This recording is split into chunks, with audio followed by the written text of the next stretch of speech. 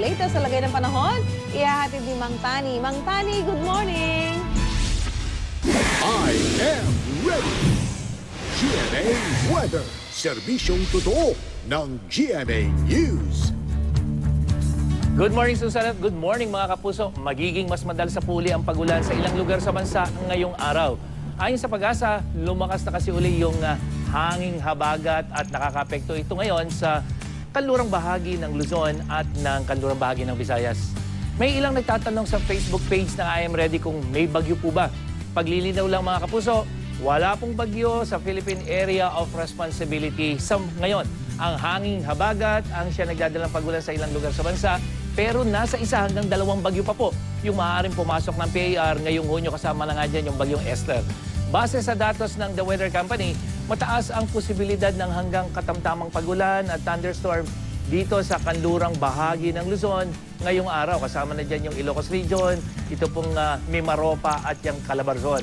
Kasama sa maaaring ulanin ang probinsya ng Bulacan kung saan nandun yung Angat Dam. Pero sa kabila ng mga pagulan doon, nananatiling mas mababa sa critical level 180 meters ang tubig sa naturang dam.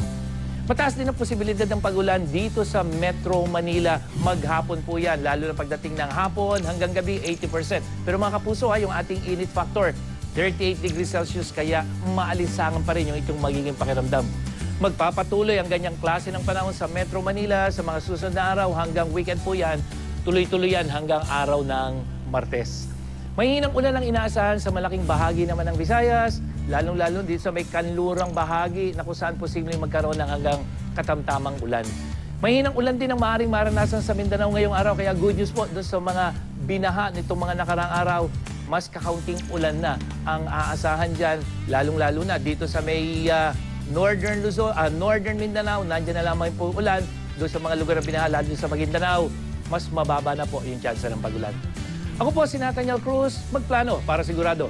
I am ready. Serbisyong totoo ng GMA News.